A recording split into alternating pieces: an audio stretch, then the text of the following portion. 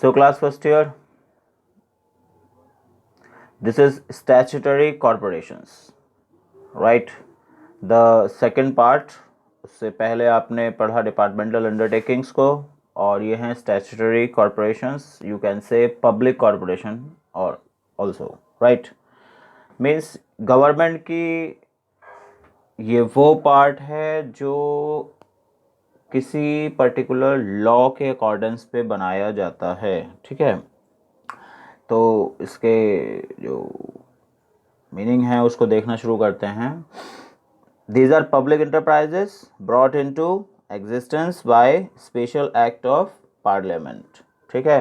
ये public corporative body होंगी, एक कोऑपरेट बॉडी की तरह से काम करता है, ठीक है? जैसे प्राइवेट फर्म्स होती हैं वैसे ही, लेकिन होता ये स्पेशल एक्ट के थ्रू ही है, ठीक है? गवर्नमेंट ही बनाती है, पार्लियामेंट डिसाइड करती है कि इस फील्ड में काम करना है, तो इसके लिए हमें एक कॉरपोरेशन चाहिए, एक बड़ा ऑर्गेनाइजेशन चाहिए, तो जिसको पूरा करने के लिए ऐसे ऑर्गेनाइजेशंस डिसाइड किए जाते हैं, ठीक है? ये बनते रहते हैं, ऐसा नहीं है एक बार बन गए थे शुरू में, ये और भी आगे बनते रहते हैं और उस पर काम चलता रहता है, ठीक है?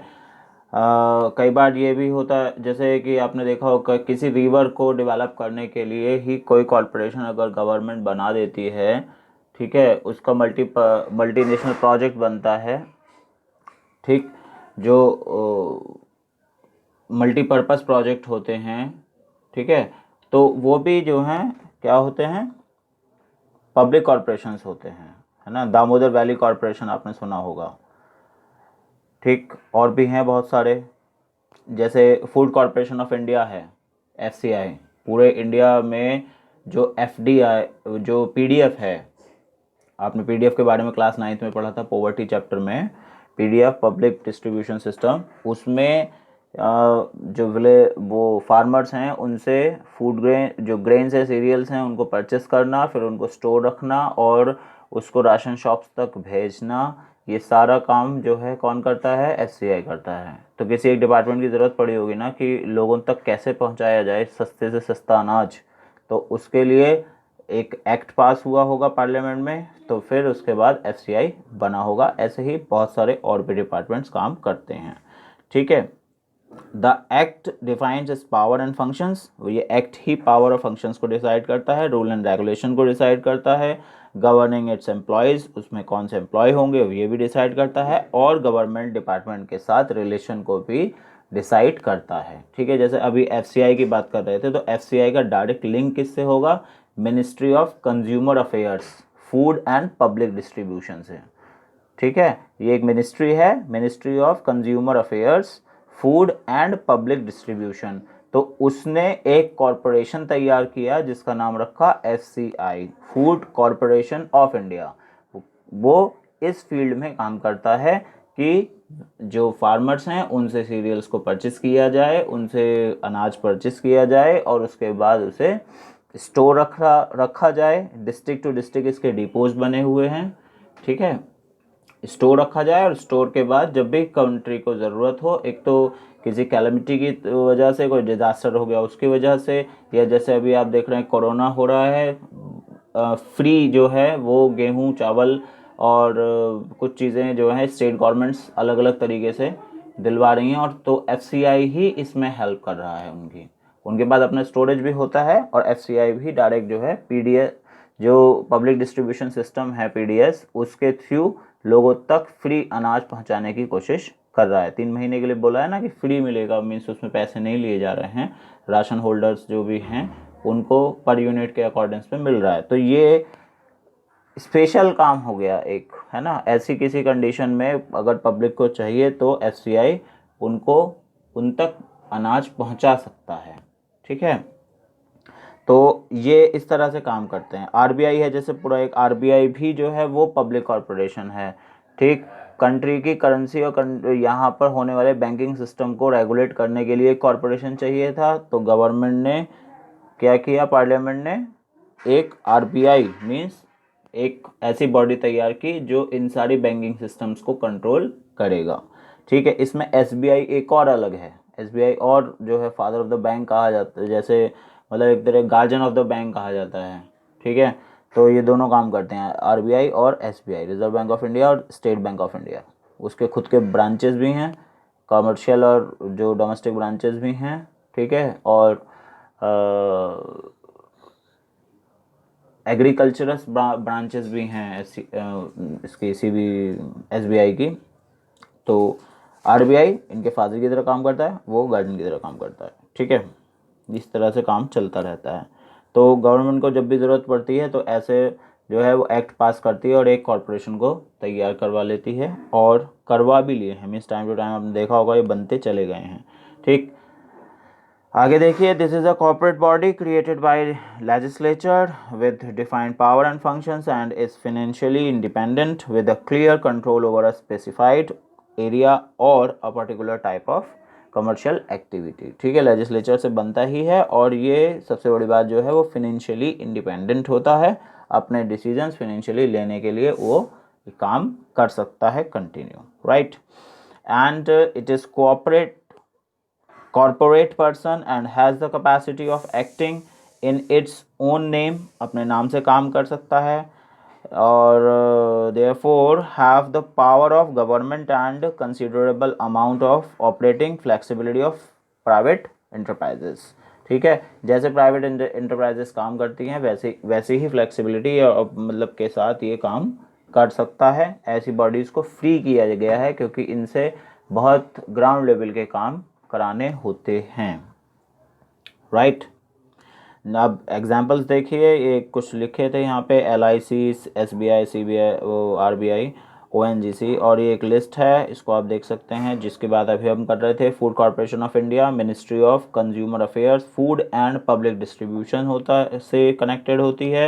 Airport authority of India, ministry of civil aviation से कनेक्टेड है। Damodar valley corporation, ministry of power से कनेक्टेड है। शिपिंग कॉरपोरेशन ऑफ इंडिया, ये एक पब्लिक कॉरपोरेशन है, मिनिस्ट्री ऑफ शिपिंग से कनेक्टेड है। Gas authority of India limited, ministry of petroleum and natural gas से कनेक्टेड है, ठीक है। Prasar Bharati, all India radio और दूरदर्शन जो हैं वो ministry of information and broadcasting से डायरेक्ट कनेक्टेड होते हैं, राइट।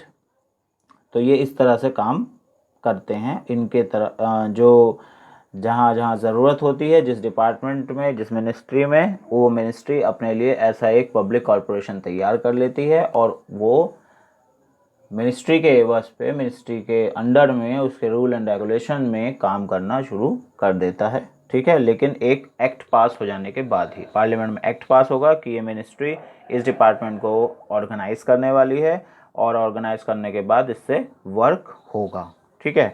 चलिए इसके फीचर्स देखते हैं, फीचर्स में क्या क्या कर सकती है, क्या नहीं होता है, ठीक है। फर्स्ट नंबर पे आता है setup under an act of parliament, ठीक है। ये हम जान चुके हैं अभी थोड़ी देर पहले कि पार्लियामेंट के एक्ट के अंडर में ही ये सेटअप हो पाएगी, ये वैसे ही सेटअप नहीं होती है। पार्लियामेंट में एक्ट पास होगा, उसके बाद ही ऐसे पब्लिक कॉरपोरेशंस बनाए जा सकते हैं, ठीक है।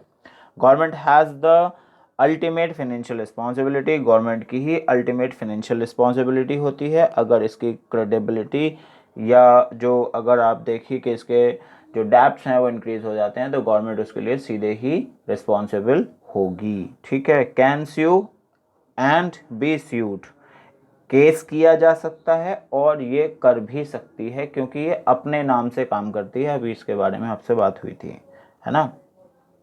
अपने नाम से काम करने का मतलब होगा कि इसके एक आर्टिफिशियल पर्सन बन गया है। अब आर्टिफिशियल पर्सन जो आपने कंपनी में भी पढ़ा था, तो उसका मतलब क्या हो जाता है कि that can sue and be sued in the court, ठीक है। मीन्स उस पर केस किया जा सकता है, कोई जो थर्ड पार्टी है उस पर केस कर सकती है, और दूसरा नंबर वो भी किसी दूसरे पर केस कर सकती है अगर उसको किसी क्लेम में प्रॉब्लम आ रही है तो, राइट।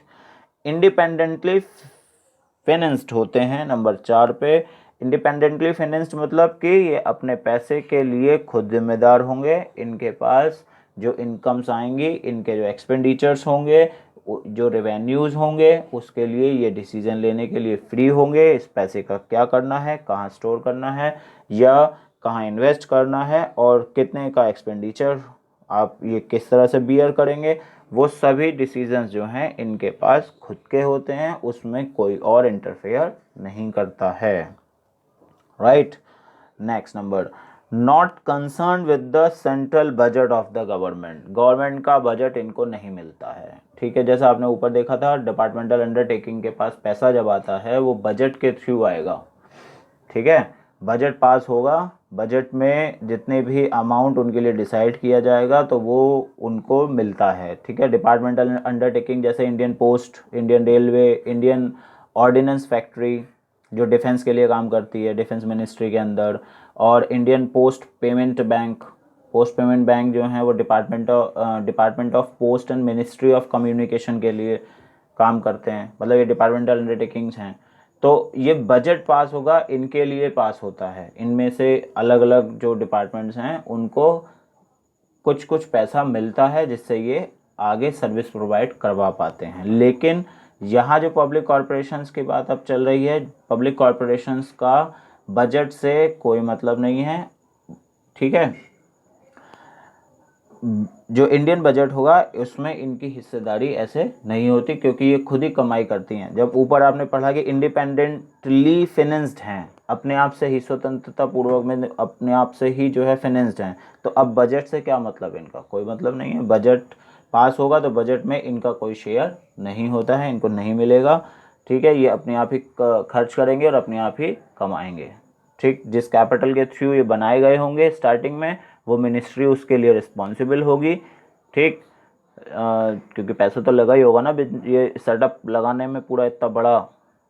ठीक है, एम्प्लॉयज़ भी रखे गए होंगे, ऑफिसेस भी बनाए गए होंगे, सारी चीज़ें, तो वो स्टार्ट कर दिया गया होगा। उसके बाद इन्हें एक ऑटोमेटिक बॉडी करके छोड़ दिया जाता है। Right. The employees of this enterprise are not government और सिविल सर्वेंट्स। ठीक है, गवर्नमेंट का ही पार्ट है, गवर्नमेंट ही चला रही है, मिनिस्ट्री ही का ही पार्ट चलाता है, लेकिन इसके एम्प्लॉयज़ उस तरह से गवर्नमेंट एम्प्लॉयज़ या सिविल सर्वेंट्स की तरह से नहीं होंगे।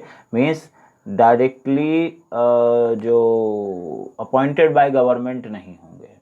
ठीक है, इन्हीं में से अपॉइंटेड होंगे, इन्हीं की एक बेंच जो रिक्रूटमेंट के लिए काम कर रही होगी और वो रिक्रूटमेंट करती रहेगी। मीन्स इतना बड़ा इंडिया है, कहीं से भी आप रिक्रूटमेंट उठाइए, किसको लेना है कैसे लेना है, इनकी होती है। ठीक है, and are not governed by government rules and regulations, government rule और रेगुलेशन के अंडर में भी इसके एम्प्लॉयज़ उस तरह से नहीं आते हैं।